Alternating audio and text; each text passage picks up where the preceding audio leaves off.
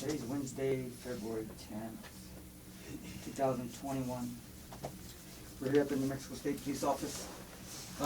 In the room is myself, Agent Felipe Gonzalez with New Mexico State Police. Also, Detective Renee Moenda, Las Cruces Police Department. Yes, soy on behalf of Adrian de la Garza.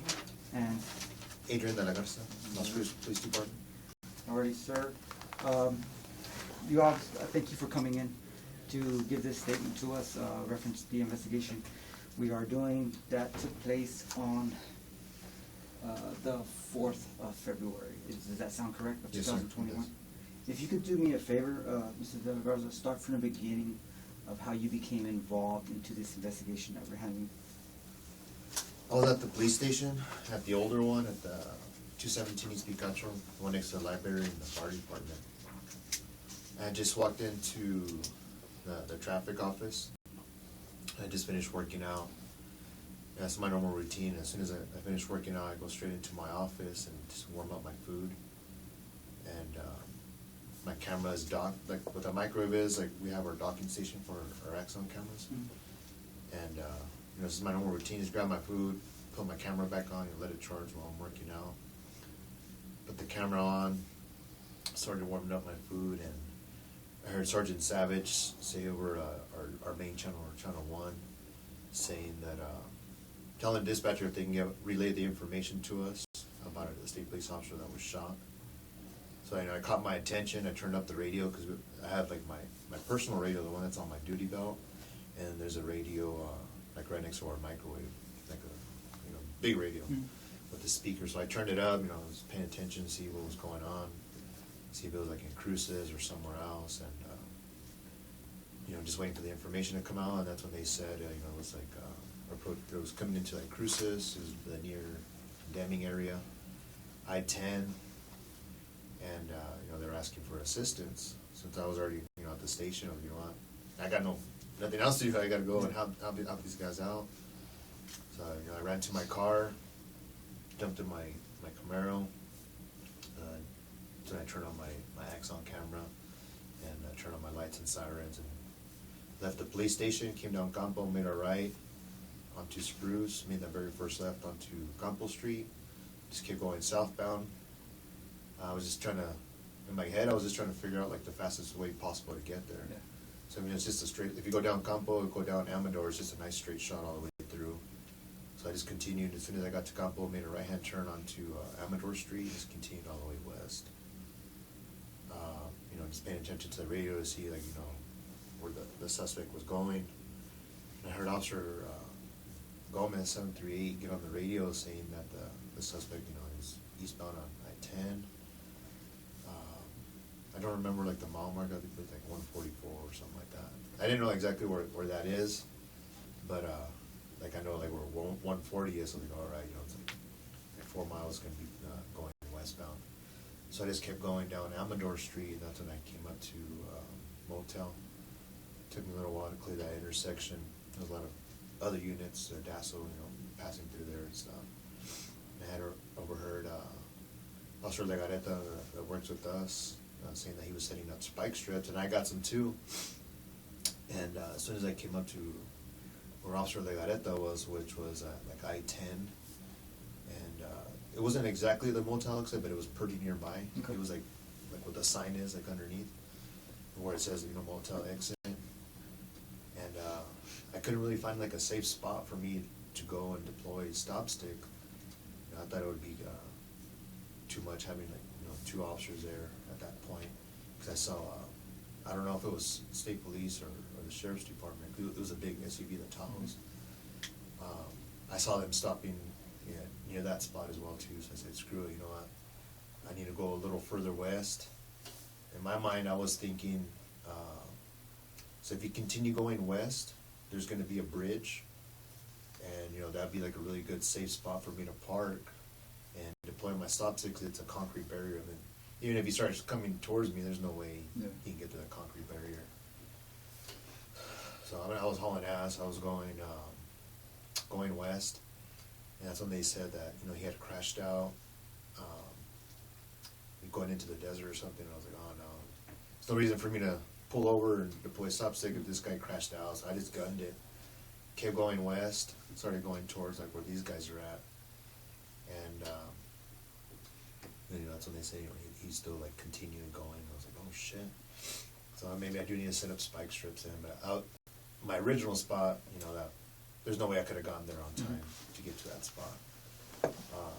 So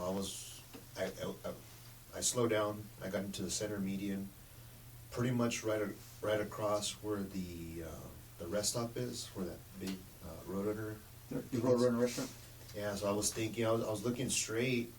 I was trying to see if I can position my car anywhere safely to deploy the stop stick. So I was thinking maybe if I go straight across, I can go against traffic to like let's say you're at the rest stop, you're coming down the hill and then you're merging onto the highway. Yes. So I was thinking maybe I can go up that, so I'm like on higher ground. So if he starts coming towards me, he's gonna hit something. He's not gonna hit me. But that was me paying attention to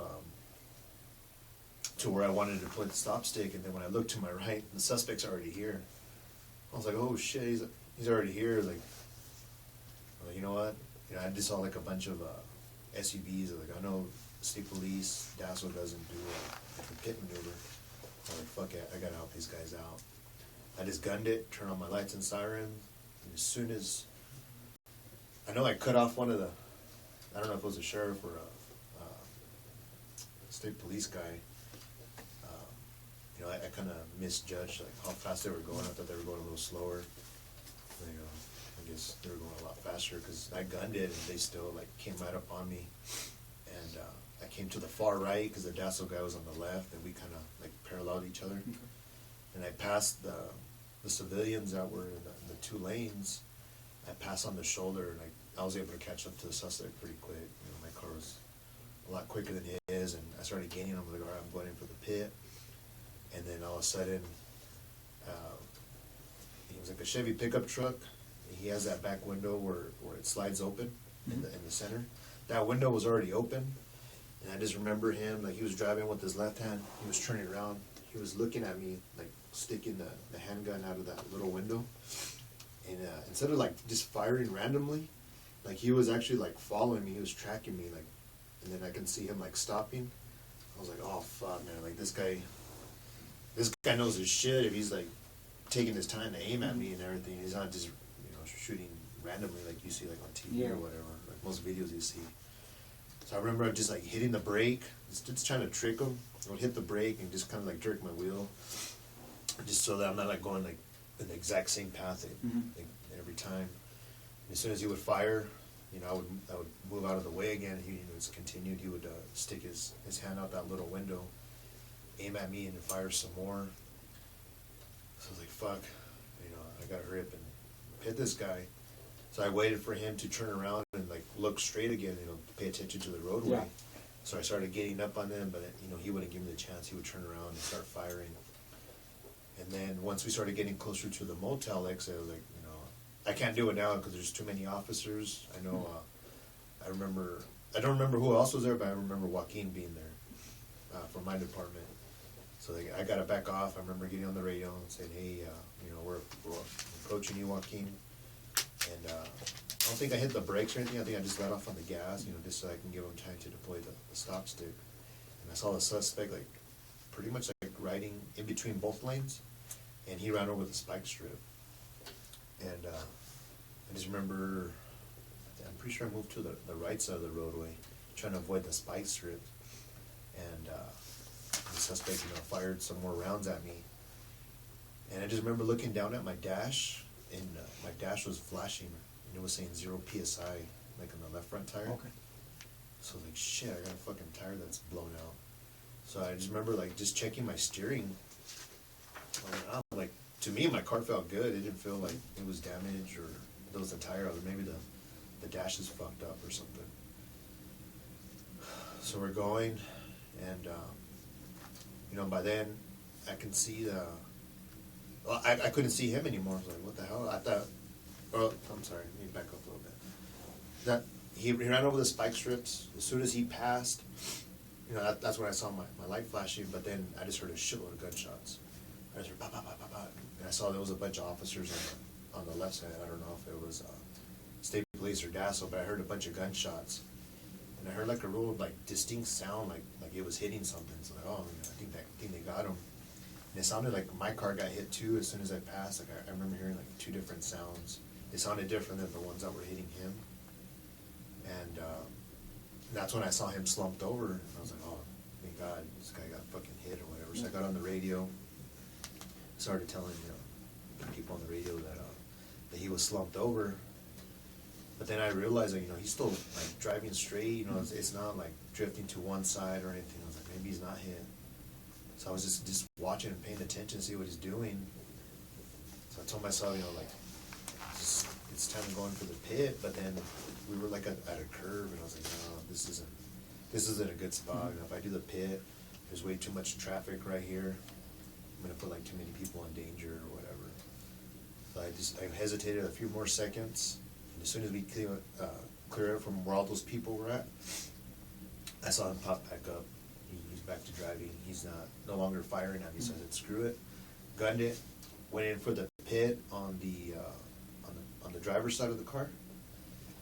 But since his tires were blowing, like from what I remember, it was like the two rear that were blowing. I don't know about the front. So I told myself, you're gonna have to give it a little bit more steering to cause this vehicle to lose traction, because if your suspect vehicle is like on tires, it breaks traction pretty easy, especially at those speeds. The faster you're going, the easier the pit is. So I was like, no, I got to do a little bit more steering. So my car's kind of low. His is in a pickup truck. I kind of gauged it a little bit. I was like, oh no, my car is actually like the right size. I'm not going to go underneath him or anything. So I started going in for the pit, and I did the quarter steering, and it still wasn't really working. So like, screw it. This isn't a good idea, because now me and the suspect are face to face. Like, if I continue going this way, there's a chance for him to start firing at me. So I let him straighten out, and I kind of tricked him. I kind of stayed right there, like if I was going to go back in for a pit. But then I shot off to the right side, and I went in for the pit on the passenger side. So on that one, I was like, all right, I'm going to put a little bit more steering into it. And sure enough, the truck breaks traction. It's doing exactly what it's supposed to be doing. And for me, it was like a huge relief. I was like, all right, I'm fucking stopping this guy. It's time to get ready. I just remember like telling myself, have your seatbelt off. As soon as the car like slows down, just jump the fuck out and get out of the car. So his vehicle's spinning. It's almost coming to a complete stop. And like the way I teach pit in the academy is, we're supposed to pass the suspect, and we're actually supposed to be ahead. But like, there's no way I can do that. Yeah. I'll be like way behind the power curve. But I'll lose like a second or two like passing him. By the time I get out, I gotta face the other way. So I was like, no, I gotta stay here. So I just remember like jerking the wheel to the right and kind of like getting closer to him, instead of being like so far away. So I just like jumped out. I was like, I got the fucking hit on him. I'm gonna be faster. And then as soon as I put him in park, he was already right there. So it's like, what the fuck? I'm supposed to have the hit on this guy, or the jump on this guy, but he's got me beat. And I'm like, nah, I'm getting the fuck out. Jump out of the car. I don't remember like unholstering. I just remember like having my gun. I fire, and I guess that's when I get hit, because I remember falling. And as soon as I fell, man, I was like, man, I'm fucked. I'm on the ground. Like, I just told myself, don't give up. I'm already on the ground. I'm just gonna take this fucking shot. I just remember like rolling over to my right side a little bit. My gun was already out. I think I was laying on my right arm. So I'm just gonna take out his feet. But then I didn't see his feet move anymore, because I saw him at first like in front of my car. Mm-hmm. But then like they kind of shifted over to like where my left front tire is. So I was like, all right, that's a good sign, because he's no longer coming at me. So I was like, you gotta get the fuck up, man.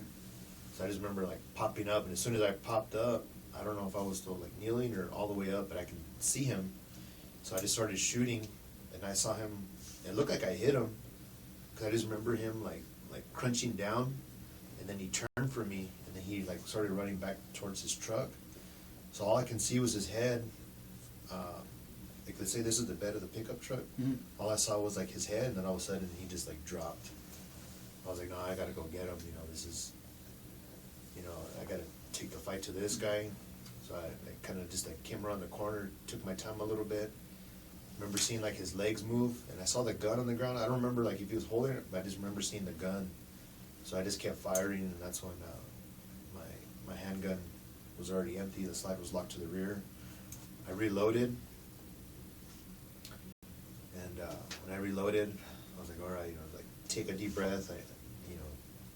To me, it looked like he was like out of the fight. He wasn't moving or anything anymore. I was like, all right, this is over with. Take a deep breath, and that's when I realized like something was wrong. Like I didn't feel right. Like everything just felt like it was on fire. I went to go holster my gun, and I just remember like my arm wasn't moving. Like it was moving, but it wasn't doing what it was supposed to be doing. Like it wasn't going back. It was only doing like this motion. So I was like, I got freaked out. I was like, I got to get away from everybody. Like I don't want to be like next to this guy. So I started taking steps back, and I tried to go holster my gun again, and I couldn't. I just remember like holding on to it because I didn't want to drop it, like just in case I got to get into like another shooting or something. I don't know if there was like anybody else in the car. I just remember looking at his like driver seat. I never checked the passenger side, so I just kept it here. I was like, just in case I got to shoot again, I'll be ready. I already in my mind I already told myself, I have another magazine in there. I tried getting on the police radio, but I don't know if your radio is the same. When we press ours, there's like a little beep, and then you can start talking. And I kept pressing it, and no beep was coming. I was getting pissed off because I wanted to tell them, that I'm injured. And I don't think I even had my police radio on, to tell the truth. I don't remember turning it on or anything. So I just kept backing up, and then when I turned around, I saw Ramiro come in, and I told him like I'm hit, and that's when he got on the radio and told everybody else. And I actually had to help. I asked them for help to put my gun away because I couldn't do it.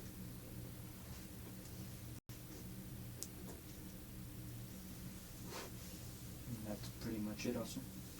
Yes, sir. Okay. All right. You know what? And then let me go back, especially because I heard you say you taught you teach the pit maneuver. Yes, sir. So you go to, I guess, a special school to teach the pit. Yes, I've gone to 2 different schools. The first one I went to was in BSR in West Virginia. It's actually like an agency that teaches like law enforcement. They teach private security. They teach Secret Service and everybody. So I did a week school through them. I did the EVOC school, and then secondary was the pit. And then I also taught the DPS version of that class. It was taught by state police up in Santa Fe at their academy. So the DPS version, you teach that as well to other law enforcement agencies, or? Yes, Okay. yes I do. If you can, Officer Delagarde, if you can kind of give us your history as far as your department involvement, your training, what you teach at the academy, how long you've been doing that stuff? I've been teaching the academy since I started in traffic in 2009, but I didn't start teaching until like 2010. And I teach the like the crash portion, at scene. I teach all that stuff. In the past, I taught like radio procedures, PT instructor for the cadets. I believe it was like 2015 when I got certified through BSR to be an EVOC instructor. That's when I started with the police department to be an EVOC instructor, and I teach the academy. And I teach every academy, and then also do like the biennium training. So all current officers that are working through Las Cruces Police Department, have to do that mandate training like every 2 years, and then we go over the pit. I'm also a motorcycle instructor. I've been teaching that pretty much the exact same time as EVOC. I did it within the same month when I got certified. For the cadets, it's pretty much all I've been teaching lately, and then just being a PT instructor. Okay. And I think you said it, but how many years have you been on with Las Cruces? 17. 17 years.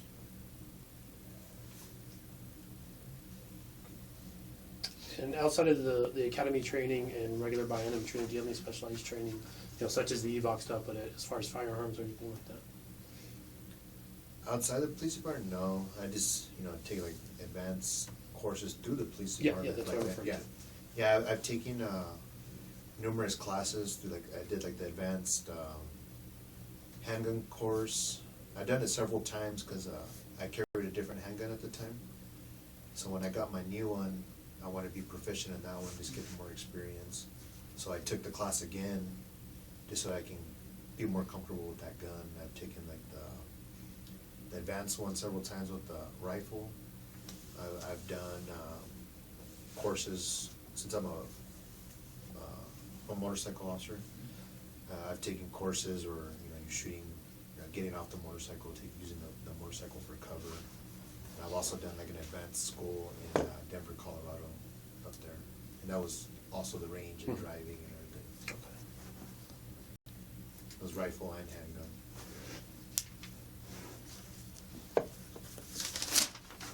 And that's pretty much what you remember for as far as your training stuff. And The training, yes. I just wanted to go back. I know you said you were talking to yourself as when you were getting out of your vehicle after the pit was administered. Yeah.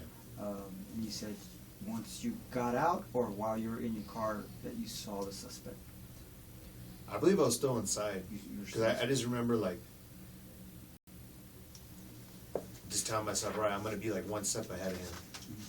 Mhm. I already took off the seatbelt. Like I already know, like I'm ready to jump out. I'm ready to just like to get in the fight with this guy.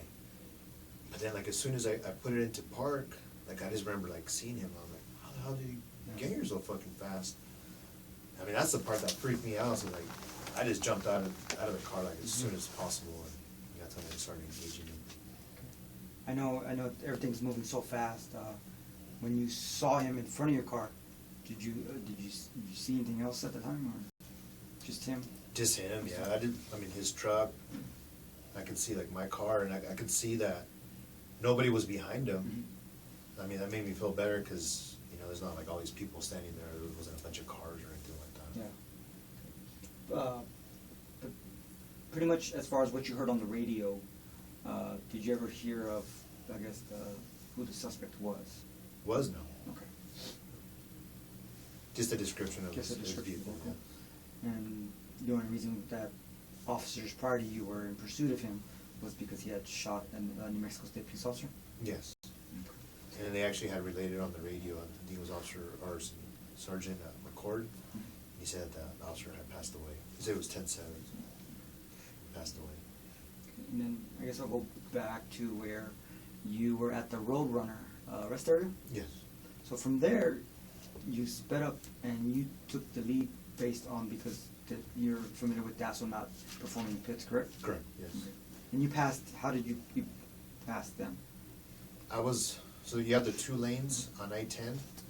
The sheriff's department was on the left. I believe it was like on the left, kind of like the shoulder. Because I remember cars being right there. Yeah. So I passed on the shoulder of the roadway. Okay. So I like go back. I've actually done like an advanced class with DASO as well. Like we did a training where it was EVOC instructors and shooting instructors, and we kind of did like a training like all in one day. Mhm. So it was so we got to do training like with both, and that's when I remember them like they don't teach the pit or anything like that. Okay. So you decided at that point to go ahead and take the lead to perform the pit maneuver based on that information, based on your training and everything. As you're proceeding down, there's a point you say because of that window that's open. Yes.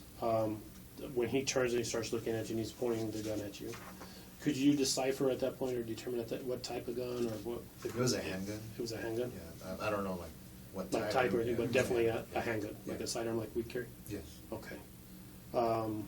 And you said he was pretty much tracking you for the most part? Yes. Yeah, Okay. he was taking his time.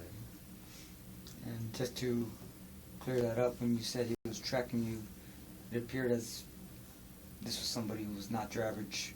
Yeah, that was like the first thing that popped in my head. Because as soon as I saw the gun, I was just waiting for him just like unload the whole magazine or whatever. But he didn't do that. I mean, he was just like, just taking his time. Like he would wait and then he would just stop and then he'd fire off those rounds.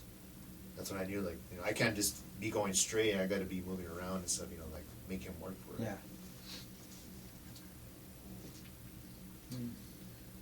Then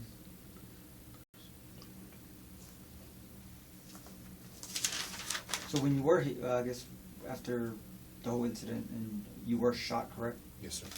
Where were you shot at? The bullet came in my bicep, like right in the center, and then it exited out through my lat, like this portion of my back. Okay. So, I mean, it basically went to the side of your vest, pretty much? Your Yeah, I missed my your vest. vest. Okay. And you were wearing your basic... Las The Cruces? body armor, yes. Yeah, the body armor, but then as far as uniform-wise, you were wearing your Las Cruces uniform? Yes, full uniform, full traffic uniform. Full traffic If uniform. you can describe that, what the traffic unit, uniform The consists traffic uniform, we wear long sleeves.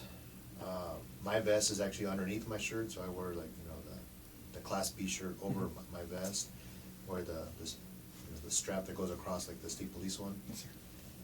I wear the motorcycle pants with the silver stripe coming down. They're pretty tight, that they can't be loose or anything because when you're riding the motorcycle. And then I wear like the high boots, protect me from getting burned on the motorcycle. And then descriptive as far as your unit, the Camaro. I mean, it's not your normal police car, but if you can describe that. Yeah, so in the traffic section, we have two Camaros. They're 2011 Camaro Super Sports, fully marked. They got the decals and everything, lights on top. But we use those for traffic enforcement. A lot of times, people don't realize it's a cop car, and so it'll be easier for us to run like radar on the highways or neighborhoods or anything. You said they don't realize it's law enforcement, but I mean, it does have... Oh yeah, decals, it has all the decals lights. in it, yeah. Okay. Once everything's initiated? Yeah, you once can- it's initiated. Okay. Yeah, actually, like my unit probably has the most lights out of any unit in our fleet. Okay. Actually, I had them add extra lights since I work during the day and I wanted my car to be pretty visible. Okay. Because all I do is just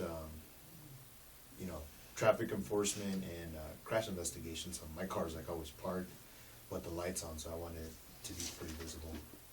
Okay. Think. I don't really have anything else. Do you guys have anything else that you want to add? That